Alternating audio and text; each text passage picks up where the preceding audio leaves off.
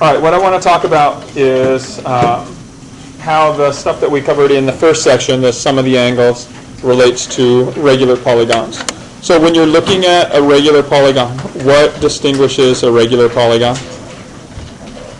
There's two properties. Thomas? Okay, so all the sides are equal or congruent, and all the angles are congruent. Okay, so you know in this regular pentagon, all the sides are equal to each other, all of the angles are equal. Okay, so based on what we talked about last time, or in the last section, what would the sum of the angles be for this particular figure, being a pentagon? The sum of the angles is 540, okay, and you got this by taking the number of sides, minus 2, times 180. That is the formula for this. So 3 times 180 gives you 540. Okay, so what do you think you'd have to do in order to find what each interior angle is equal to? Yeah, now divide by the number of sides, right? Or the number of angles here, because they match together. So if you wanted to find what each interior angle is of this regular polygon, and again, a regular pentagon, it only works for the regular polygons, is you take the total sum of the angles and divide it by the number of sides. Okay, so what is each interior angle going to equal? 5 goes into 500 once, 5 goes into 4 nothing, carry the 4, 5 goes into 40, 8. So each interior angle is going to be 108 degrees. So the formula for finding each interior angle of a regular polygon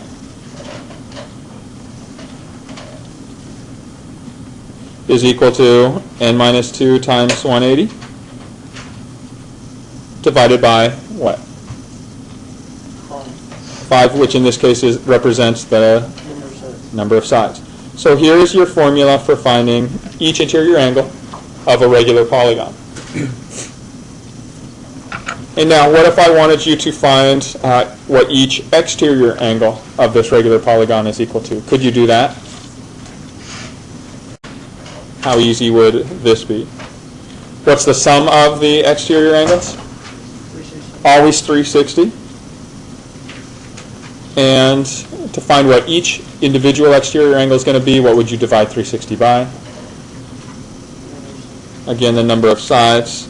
And so that gives you what each exterior angle of a regular polygon is going to equal. So if we found that specifically for this problem, each exterior angle is 360 divided by the number of sides, 5. Well, 5 goes into 36 7 times with 1 remaining. 5 goes into 10 twice. So the sum, or each individual exterior angle is going to equal 72 for this. Now, what should the sum of the exterior and each exterior and each interior angle be? If you extended this out to find this exterior angle, what does the exterior and interior angle need to add up to? 180. It's a linear pair, right? Did we find 180 here? Which of these calculations is easier? Finding each exterior angle, right? Always just 360 divided by the number of sides. Okay, so what if I asked you to take a 23-sided regular polygon, okay, and from that I want you to find what is each interior angle and each exterior angle. See if you can solve that quickly.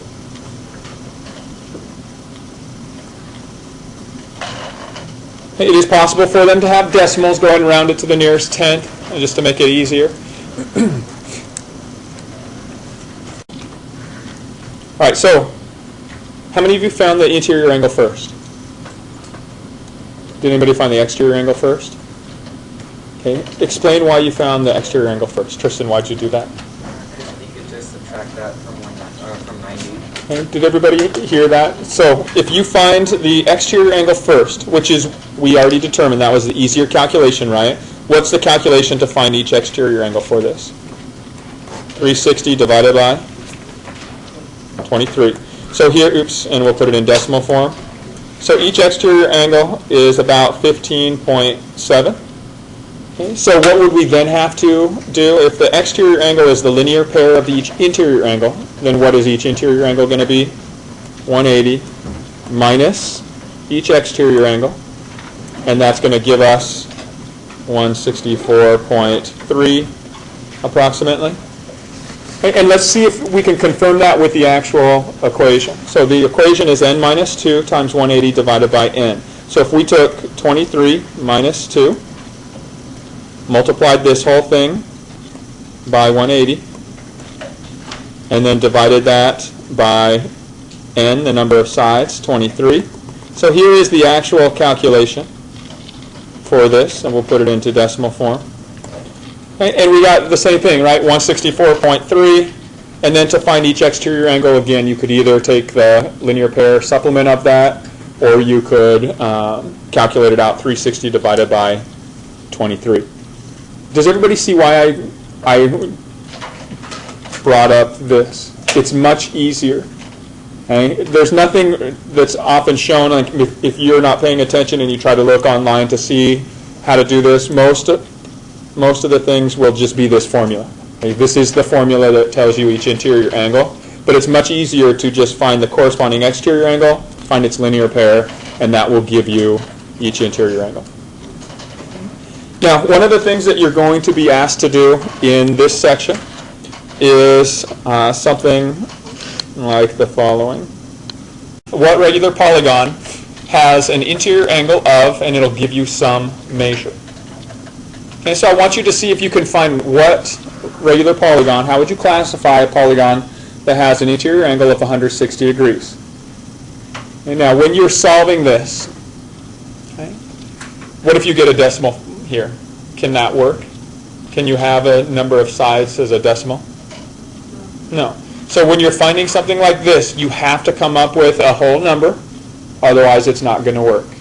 Okay, so see if you can find which regular polygon has an interior angle of 160 degrees using the relationships from this previous slide.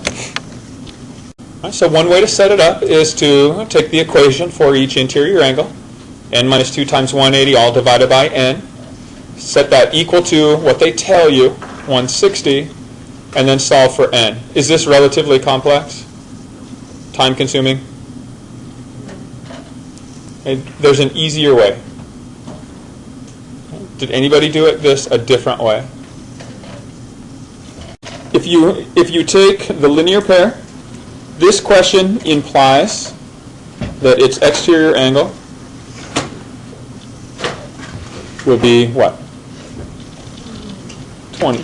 So if you know that each interior angle is 160, angle then must be 20.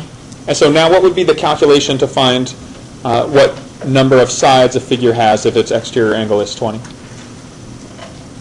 360 divided by n is equal to 20. And when you solve these types of equations, you can kind of, when you invert both of these, you're just switching these two positions.